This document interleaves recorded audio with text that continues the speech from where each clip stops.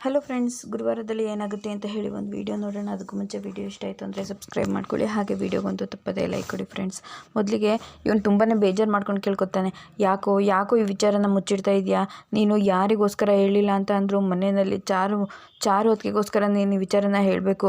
ಅವರು ನೀನು ಇಲ್ಲದೆ ಇರೋ ಜೀವನ ಪ್ರಪಂಚನ ಊಹೆ ಮಾಡ್ಕೊಳ್ಳೋದಕ್ಕೂ ಆಗೋದಿಲ್ಲ ಕಣೋ. ಅವರಷ್ಟೆಲ್ಲ ಕಣ್ಣೀರು ಗೋಳಾಗ್ತಾ ಇದ್ದಾರೆ.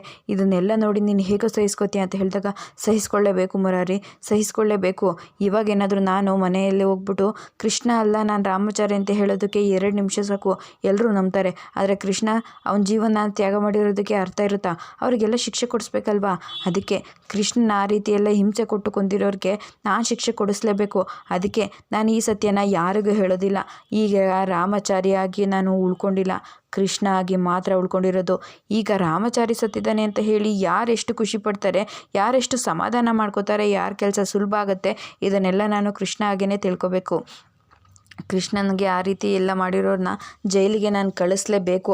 ಅದಕ್ಕೆ ನಾನು ಯಾವ ಲೆವೆಲಿಗೆ ಬೇಕಿದ್ರೂ ಹೋಗ್ತೀನಿ, ಏನು ಕಷ್ಟ ಆದ್ರೂ ಪಡ್ತೀನಿ ಕಣೋ. ಆದರೆ ನಾನಿವತ್ತು ಈ ಸತ್ಯ ಹೇಳ್ದೇ ಇರೋದಕ್ಕೆ ಇನ್ನೂ ಒಂದು ಕಾರಣ ಇದೆ. ನಾನೇನಾದರೂ ಈ ಸತ್ಯನ ಇವಾಗ ಹೋಗಿ ಹೇಳಿಬಿಟ್ರೆ ನನಗೆ, ನನ್ನ ಹೆಂಡತಿ, ನನ್ನ ಮಗುಗೆ ಮತ್ತೆ ಮುಂದೆ ಯಾರಾದರೂ ತೊಂದರೆ ಕೊಡ್ತಾರೆ.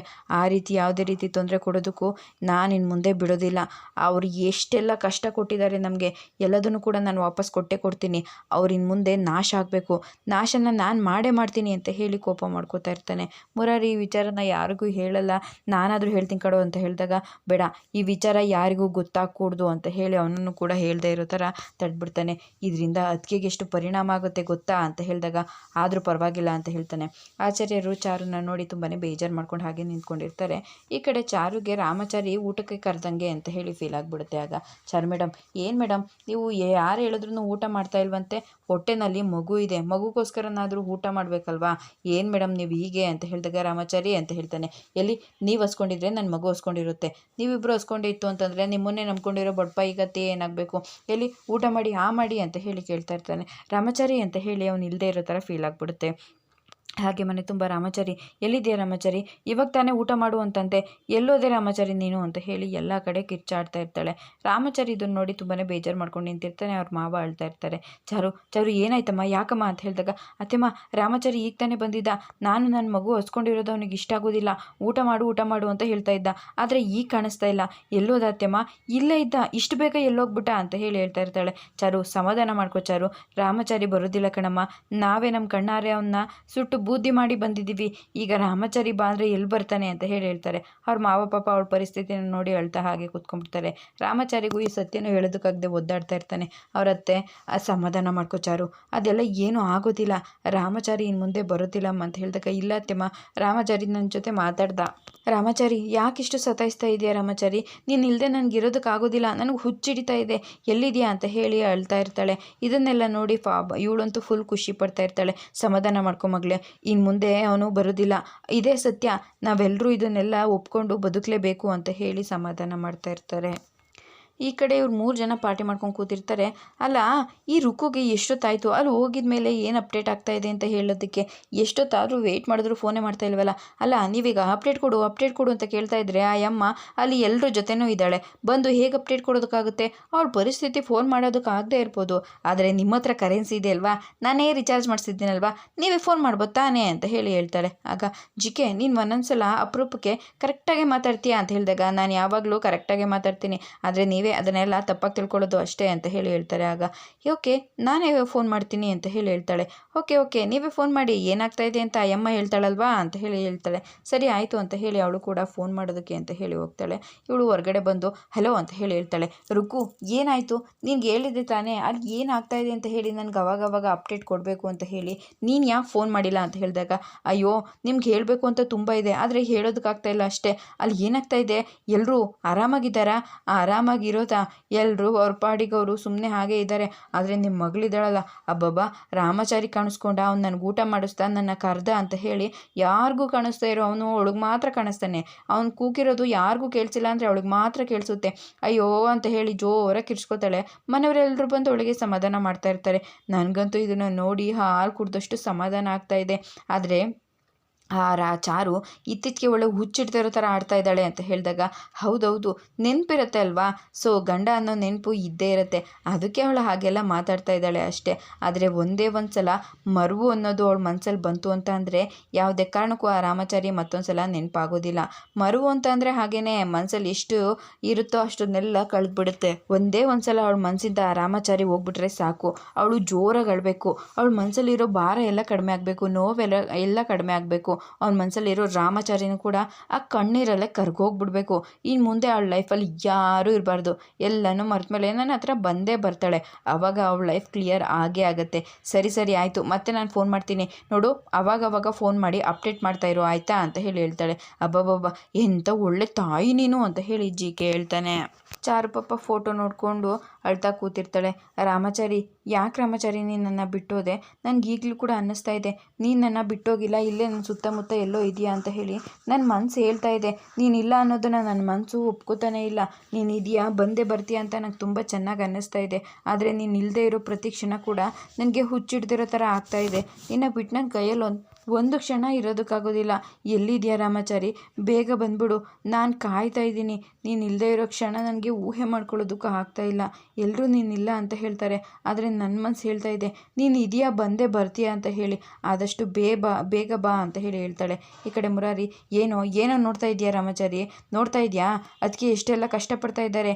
ನೀನು ಇಲ್ಲದೆ ಇರೋ ಜೀವನನ ಅವರು ಊಹೆನೂ ಕೂಡ ಮಾಡ್ಕೊಳ್ಳೋದಿಲ್ಲ ಕಣೋ, ಪಾಪ ಅವ್ರಿಗೊಬ್ರಿಗಾದರೂ ಹೇಳ್ಬಿಡೋ ಅಂತ ಹೇಳ್ತಾ ಇರ್ತಾನೆ. ಆಗ ಮುರಾರಿ, ದಯವಿಟ್ಟು ನೀನು ಕೈ ಮುಗ್ದು ಕೇಳ್ಕೊತೀನಿ, ಯಾವುದೇ ಕಾರಣಕ್ಕೂ ಅವರಿಗೆ ಈ ವಿಚಾರನ ಹೇಳೋದಕ್ಕೆ ಹೋಗಬೇಡ. ಮನೆಯವರೆಲ್ರಿಗೂ ವಿಚಾರ ಗೊತ್ತಾಯಿತು ಅಂತಂದರೆ ಆಗ ಆ ಶತ್ರುಗಳೆಲ್ಲರೂ ಕೂಡ ಮತ್ತೆ ಇನ್ನಷ್ಟು ಎಚ್ಚೆತ್ಕೋತಾರೆ. ಚಾರು ಮೇಡಮ್ಗೆ ನನ್ನ ಮಗುಗೆ ಏನಾದರೂ ತೊಂದರೆ ಮಾಡ್ತಾರೆ ಕಣೋ. ಅದಕ್ಕೆ ಮೊದಲು ಅವ್ರನ್ನೆಲ್ಲ ಮಟ್ಟ ಹಾಕಬೇಕು ಅಂತ ಅಂದರೆ ಇವಾಗಿನ ಪರಿಸ್ಥಿತಿನ ನಾನು ಅರ್ಥ ಮಾಡ್ಕೊಳ್ಳೇಬೇಕು. ನಾನಾದರೂ ಅವರೊಬ್ರಿಗೆ ಮಾತ್ರ ಹೇಳ್ತೀನಿ ಕಣೋ. ಬೇಡ ಮುರಾರಿ, ರಾಮಾಚಾರಿ ಬದುಕಿದ್ದಾನೆ ಅನ್ನೋ ವಿಚಾರ ಚಾರು ಮೇಡಮ್ಗೆ ಗೊತ್ತಾಗಬಾರ್ದು. ಅದಕ್ಕೆ ನಾನು ಇಷ್ಟೆಲ್ಲ ಕಷ್ಟ ಆದರೂ ಕೂಡ ಸಹಿಸ್ಕೊಂಡಿದ್ದೀನಿ. ಅವರು ಕಣ್ಣೀರಾಗ್ತಾ ಇದ್ದರೆ ನನಗೆ ನರ್ಕನೇ ಅನಿಸುತ್ತೆ ಕಣೋ. ಅವ್ರ ಕಣ್ಣಲ್ಲಿ ಒಂದು ಧೂಳು ಬಿದ್ದರೆ ನನ್ನ ಕಣ್ಣಲ್ಲಿ ರಕ್ತ ಬರೋದು. ಇವಾಗ ಇಷ್ಟೆಲ್ಲ ಆಗ್ತಾ ಇದೆ ಅಂತಂದರೆ ಅದು ಒಳ್ಳೆಯದಕ್ಕೆ ಆಗಬೇಕು ಅಂತ ಅಲ್ವಾ? ಒಳ್ಳೇದಾಗಬೇಕು ಅಂತಂದರೆ ಕೆಟ್ಟದ್ದು ಹೋಗಲೇಬೇಕು. ಅದಕ್ಕೆ ಇಷ್ಟೆಲ್ಲ ನೋವು ನಾವು ಪಡಲೇಬೇಕು ಅಂತ ಹೇಳಿ ಹೇಳ್ತಾನೆ. ಇವರು ಪಾರ್ಟಿ ಮಾಡ್ಕೊಂಡು ಕೂತ್ಕೊಂಡು ಮಾತಾಡ್ತಾ ಇರ್ತಾರೆ. ಅಂತೂ ಆ ರಾಮಾಚಾರಿ ಕತೆ ಕ್ಲೋಸ್ ಆಗೋಯ್ತು. ಇನ್ನು ಮುಂದೆ ನಮಗೆ ಶತ್ರುಗಳು ಅನ್ನೋದು ಯಾರೂ ಇಲ್ಲ. ಅವನೇನಾದ್ರೂ ಮತ್ತೆ ಹುಟ್ಟಿ ಬರಬೇಕು ಅಷ್ಟೇ. ಅಯ್ಯೋ ಯಾಕೆ ಮೇಡಮ್ ನೀವು ಯಾವಾಗಲೂ ಮತ್ತೆ ಹುಟ್ಟು ಬರಬೇಕು ಅಂತ ಹೇಳ್ತಾನೆ ಇರ್ತೀರಾ? ನಿಮಗೆ ಗೊತ್ತಿಲ್ವಾ, ಅಶ್ವಿನಿ ದೇವತೆಗಳು ಮೇಲಿಂದ ಅಸ್ತು ಅಂತ ಇರ್ತಾರೆ. ನೀವೇನಾದರೂ ಅವನು ಹುಟ್ಟು ಮತ್ತೆ ಬರ್ತಾನ ಅಂತ ಅಂದಿದ್ದು ಅವ್ರಿಗೆ ಕೇಳಿಸ್ಬಿಟ್ಟು ಅಸ್ತು ಅಂತ ಅಂದ್ಬಿಟ್ರೆ ಅವ್ನು ಹುಟ್ಟು ಬಂದ್ಬಿಡ್ತಾನೆ. ಜಿಕೆ ತಲೆ ಇಲ್ಲದೆ ಇರೋ ಥರ ಮಾತಾಡಬೇಡ. ಅವ್ರು ಆಗಲೇ ಸುಟ್ಟು ಬೂದಿ ಮಾಡಿದ್ದಾರೆ, ಮತ್ತೆ ಹೇಗೆ ಬರ್ತಾನೆ? ನೀವು ಹಿಂದಿನ ಕಾಲದಲ್ಲಿ ಸತಿ ಸಾವಿತ್ರಿ ಕತೆ ಕೇಳಿಲ್ವಾ? ಅವ್ನ ಗಂಡ ಸತ್ತೋದಂತ ಯಮರಾಜ ಹೇಳ್ಕೊಂಡು ಹೋಗ್ಬೇಕಿದ್ರೆ ಸಾವಿತ್ರಿ ಹೋಗಿ ಹೊತ್ತು ಕರೆದು ಗೋಳಾಡಿ ನನ್ನ ಗಂಡನ ಮಾಂಗಲ್ಯ ಉಳಿಸ್ಕೊಡು ಅಂತ ಹೇಳಿ ಹೆಂಗೋ ಬೇಡ್ಕೊಂಡು ಅವಳ ಗಂಡನ ವಾಪಸ್ ಕರ್ಕೊಂಡು ಬಂದರು. ಹಂಗೆ ನಿಮ್ಮ ಮಗಳು ಮಾಡಿಬಿಟ್ರೆ ಅಂತ ಹೇಳಿದಾಗ ಅದು ದ್ವಾಪರದಲ್ಲಿ ನಡೆದಿರೋದು. ಇದು ಕಲಿಯುಗ ಜಿಕ್ಕೆ, ಹಾಗೆಲ್ಲ ನಡೆಯೋದಕ್ಕಾಗೋದಿಲ್ಲ. ಇವಾಗ ಸಿಚುವೇಶನ್ ಎಲ್ಲ ರಿವರ್ಸಾಗಿ ಹೋಗೋದಿಲ್ಲ. ನೀನು ಸ್ವಲ್ಪ ಬಾಯಿ ಮುಚ್ಕೊಂಡಿರ್ತೀಯಾ ಅಂತ ಹೇಳಿ ಹೇಳ್ತಾರೆ. ನೋಡಿ, ನಾನು ಹೇಳೋದು ನಿಮಗೆ ಅರ್ಥ ಆಗ್ತಾ ಇಲ್ಲ ಅಷ್ಟೇ. ಆದರೆ ಪದೇ ರಾಮಾಚಾರಿ ಬರ್ತಾನೆ ಅಂತ ಹೇಳಿ ಇರಿಟೇಟ್ ಮಾಡಬೇಡ, ನನಗೆ ಕೋಪ ಬರುತ್ತೆ ಅಂತ ಹೇಳಿದಾಗ ಮಾನ್ಯತಾಜಿ ಕೂಲ್ ನೀವು ಇವಾಗ ಟೆನ್ಷನ್ ಮಾಡ್ಕೋಬೇಡಿ, ಚಿಯರ್ಸ್ ಅಂತ ಹೇಳಿದಾಗ ಥ್ಯಾಂಕ್ ಯು ನವನೀತ್ ಅಂತ ಹೇಳಿ ಪಾರ್ಟಿ ಎಂಜಾಯ್ ಮಾಡ್ಕೊಂಡು ಕೂತ್ಕೋತಾಳೆ. ಈ ಕಡೆ ಪಾಪ ಜಾನಕಮ್ಮನವರು ಅವ್ರ ಮಗನ ಫೋಟೋಗೆ ಹೂವು ಮತ್ತು ದೀಪ ಹಚ್ಚೋದಕ್ಕೆ ಅಂತ ಹೇಳಿ ಬರ್ತಾ ಇರ್ತಾರೆ. ಅಷ್ಟರಲ್ಲಿ ಚಾರು ಬಂದು ಅದನ್ನೆಲ್ಲ ಕಿತ್ತಾಕ್ಬಿಡ್ತಾಳೆ. ಅತ್ತೆಮ್ಮ ಏನು ಮಾಡ್ತಾ ಇದ್ದೀರಾ ನೀವು ಅಂತ ಹೇಳಿ ಹೇಳ್ತಾಳೆ. ಯಾಕಮ್ಮ, ಯಾಕೆ? ನಾನು ರಾಮಾಚಾರಿ ಸತ್ತಿಲ್ಲ, ಬದುಕಿದ್ದಾನೆ, ಅವನು ಇಲ್ಲೇ ಎಲ್ಲೋ ನಮ್ಮ ಸುತ್ತಮುತ್ತ ಇದ್ದಾನೆ ಅಂತ ಹೇಳಿ ನನ್ನ ಮನಸ್ಸು ಹೇಳ್ತಾ ಇದೆ. ಆದರೆ ಈಗ ನೀವು ನೋಡಿದ್ರೆ ಹಾರ ಹಾಕಿ ಹೂವೆಲ್ಲ ಹಾಕ್ಬಿಟ್ಟು ದೀಪ ಹಚ್ತಾ ಇದ್ದೀರಲ್ಲ ಅಂತ ಹೇಳಿದಾಗ ಚಾರು, ನಿನ್ನ ಮನಸ್ಥಿತಿ ಏನು ಅನ್ನೋದು ನನಗೆ ಅರ್ಥ ಆಗುತ್ತೆ ಕಣಮ್ಮ, ನಿನ್ನ ಸಂಕಟ ಏನು ಅನ್ನೋದು ಅರ್ಥ ಆಗುತ್ತೆ. ಆದರೆ ಸತ್ಯನ ನಾವು ಒಪ್ಕೊಳ್ಳೇಬೇಕಲ್ವಾ? ಇಲ್ಲ ಅತ್ತೆಮ್ಮ, ನಿಮ್ಗೆ ಯಾಕೆ ನಾನು ಹೇಳೋದು ಅರ್ಥ ಆಗ್ತಾ ಇಲ್ಲ? ರಾಮಾಚಾರಿ ಸತ್ತಿಲ್ಲ, ಅವ್ನು ಬದುಕಿದ್ದಾನೆ, ಅವ್ನು ಬಂದೇ ಬರ್ತಾನೆ. ನನ್ನ ಮನಸ್ಸು ಹೇಳ್ತಾ ಇದೆ, ನನ್ನ ಮನಸ್ಸಿಗೆ ತುಂಬ ಗೊತ್ತು ಅತ್ತೆಮ್ಮ, ರಾಮಾಚಾರಿ ಎಲ್ಲೇ ಇದ್ದರೂ ಕೂಡ ನನ್ನ ಮನಸ್ಸು ಅರ್ಥ ಮಾಡ್ಕೊಳ್ಳುತ್ತೆ ಅಂತ ಹೇಳಿದಾಗ ಚಾರು, ನಿನ್ನ ಪರಿಸ್ಥಿತಿ ನನಗೆ ಅರ್ಥ ಆಗುತ್ತಮ್ಮ. ಆದರೆ ನಮಗೆ ಅವನ ಕಾರ್ಯಗಳನ್ನೆಲ್ಲ ಮುಗಿಸಿ ಹೋಗಿದ್ದಾನೆ. ಇವಾಗ ಅವನಿಗೆ ಕಾರ್ಯಗಳನ್ನು ನಾವು ಮಾಡಿ ಮುಗಿಸಿದ್ದೀವಿ. ಅಂಥದ್ರಲ್ಲಿ ಇನ್ನೂ ನನ್ನ ಗಂಡ ಬದುಕಿದ್ದಾನೆ ಅನ್ನೋದಕ್ಕೆ ಅರ್ಥ ಇಲ್ಲ. ಮಗನ ಕಳ್ಕೊಂಡಿರೋ ನೋವಲ್ಲಿ ನಾವು ಇವಾಗಲೇ ತುಂಬ ನೋವು ಅನುಭವಿಸಿದ್ದೀವಿ ತಾಯಿ. ಮತ್ತೆ ನೀನು ಮಗನ ಹೆಸರನ್ನ ಹೇಳ್ಕೊಂಡು ಇಷ್ಟೆಲ್ಲ ಗೋಳಾಡ್ತಾ ಇರೋದನ್ನು ನೋಡಿ ಈ ಮುದುಕರಿಗೆ ಮತ್ತಷ್ಟು ನೋವು ಕೊಡಬೇಡ ತಾಯಿ. ಸತ್ಯನ ಒಪ್ಕೋ, ಇದೇ ನಮ್ಮ ಬಾಳು, ನಿನ್ಗೆ ಹೇಗೆ ಬೇಕೋ ಆಗಿರು, ಸಂತೋಷವಾಗಿರು. ನನ್ನ ಮಗ ನೀನು ಸಂತೋಷವಾಗಿರಬೇಕು ಅಂತ ಹೇಳಿ ನಿನ್ನನ್ನು ಕಣ್ಣಲ್ಲಿ ಕಣ್ಣಿಟ್ಟು ನೋಡ್ಕೋತಾ ಇದ್ದ. ಇವತ್ತು ಅವನೇ ಇಲ್ಲ. ನೀನು ಖುಷಿಯಾಗಿರಬೇಕು ಅಂತಂದರೆ ನಾವು ಏನು ಬೇಕಾದರೂ ಮಾಡ್ತೀವಿ, ಆದರೆ ಇಂಥ ಗೋಳಾಟ ಮಾಡಬೇಡ ತಾಯಿ, ಈ ನಮ್ಮ ಕಣ್ಣಿಂದ ನೋಡೋದಕ್ಕಾಗೋದಿಲ್ಲ ಅಂತ ಹೇಳಿ ಹೇಳ್ತಾ ಇರ್ತಾರೆ. ಮಾವ ನನ್ನ ಗಂಡ ಬದುಕಿಲ್ಲ, ಸತ್ತಿಲ್ಲ, ಬದುಕಿದ್ದಾನೆ ಅಂತ ನನ್ನ ಮನಸ್ಸು ಹೇಳ್ತಾ ಇದ್ದೆ ಅಂತ ಹೇಳಿದಾಗ ಕೃಷ್ಣ ಫೋಟೋಗೆ ಹೂವು ಹಾರ ಹಾಕಿ ದೀಪ ಹಚ್ಚಪ್ಪ ಅಂತ ಹೇಳ್ತಾರೆ. ಆಗ ಕೃಷ್ಣ ರಾಮಾಚಾರಿ ಬಂದು ಹಚ್ಚುತ್ತಾ ಇರ್ತಾನೆ. ಇದನ್ನು ಮುರಾರಿ ನೋಡ್ಬಿಟ್ಟು ನನ್ನ ಮಗನನ್ನು ಬಿಟ್ಟು ಹೋದ ಅಂತ ಹೇಳಿ ಆಚಾರ್ಯರು ಹೇಳ್ತಾ ಇರಬೇಕಿದ್ರೆ, ಅಯ್ಯೋ ರಾಮಾಚಾರಿ, ನಿನ್ನ ಫೋಟೋಗೆ ನೀನೇ ಹಾರ ಹಾಕಿ ದೀಪ ಹಚ್ಚೋ ಪರಿಸ್ಥಿತಿ ಬಂತಲ್ಲೋ, ಇದು ಯಾರಿಗೂ ಬರಬಾರ್ದು ಅಂತ ಹೇಳಿ ಅನ್ಕೋತಾ ಇರ್ತಾನೆ. ಈ ಕಡೆ ಇವಳು ಇದನ್ನೆಲ್ಲ ನೋಡಿ ಫುಲ್ ಎಂಜಾಯ್ ಮಾಡ್ತಾ ಇರ್ತಾಳೆ. ಚಾರು ಈ ಥರ ಹುಚ್ಚಾಟ ಮಾಡೋದನ್ನು ನೋಡೋಕ್ಕೆ ನನಗೊಂಥರ ಮಜಾ ಅಂತ ಹೇಳಿ ಹೇಳ್ತಾ ಇರ್ತಾಳೆ. ಕೈ ಮುಗಿದು ಕೃಷ್ಣ ಆ ಕಡೆಗೆ ಹೋಗ್ತಾನೆ. ಆಗ ಇವರಿಬ್ಬರು ಕೂಡ ಅಳ್ತಾ ಇರ್ತಾರೆ. ಸಮಾಧಾನ ಮಾಡ್ಕೊಳಮ್ಮ, ಸಮಾಧಾನ ಮಾಡ್ಕೊ, ಏನೇ ಆದರೂ ಕೂಡ ನಾವು ಸತ್ಯನೇ ಒಪ್ಕೋಬೇಕಲ್ವಾ ಅಂತ ಹೇಳಿ ಹೇಳ್ತಾಳೆ. ಅಳ್ತಾ ಹಾಗೆ ನಿಂತಿರ್ತಾಳೆ. ಸ್ವಲ್ಪ ಹೊತ್ತಾದಮೇಲೆ ನಾನು ರಾಮಾಚಾರಿ ಇಲ್ಲ ಅಂದರೆ ಈ ಪ್ರಪಂಚದಲ್ಲಿ ನನಗೆ ಯಾರೂ ಇಲ್ಲ, ನಾನು ಬದುಕಲ್ಲ ಅಂತ ಹೇಳಿ ಬಾವಿಗೆ ಬೀಳೋದಕ್ಕೆ ಅಂತ ಹೇಳಿ ಹೋಗ್ತಾ ಇರ್ತಾಳೆ. ಅಷ್ಟರಲ್ಲಿ ಮುರಾರಿ ಬಂದು ಅದಕ್ಕೆ ಏನು ಮಾಡ್ತಾ ಇದ್ದೀರಾ ಅಂತ ಹೇಳಿದಾಗ, ಬಿಡು ಮುರಾರಿ ಬಿಡು, ರಾಮಾಚಾರಿ ಇಲ್ಲದೆ ಇರೋ ಜೀವನ ನನಗೆ ಬೇಡ, ನಾನು ಬದುಕಿರಲ್ಲ ಅಂತ ಹೇಳಿದಾಗ, ಬದುಕಲೇಬೇಕು, ನೀವು ಬದುಕಿರಲೇಬೇಕು, ಬದುಕಬೇಕಾ, ಯಾರಿದ್ದಾರೆ, ಯಾಕೆ ಅಂತ ಬದುಕಬೇಕು ಅಂತ ಹೇಳಿದಾಗ, ನೀವು ಯಾರಿಗೋಸ್ಕರ ಇಲ್ಲ ಅಂದ್ರೂ ರಾಮಾಚಾರಿಗೋಸ್ಕರ ಬದುಕಲೇಬೇಕು, ಏನು ಹೇಳ್ತಾ ಇದೆಯಾ ನೀನು, ನನ್ನ ರಾಮಾಚಾರಿಗೋಸ್ಕರನ? ಹೌದು ಅದಕ್ಕೆ ಇವಾಗಿರೋದು ಕೃಷ್ಣ ಅಲ್ಲ ರಾಮಾಚಾರಿ, ನಮ್ಮ ಕೃಷ್ಣ ಅದಕ್ಕೆ ಸತ್ತೋಗಿರೋದು ಅಂತ ಹೇಳಿದ ತಕ್ಷಣ ಇವಳಿಗೆ ಶಾಕ್ ಆಗ್ಬಿಡುತ್ತೆ.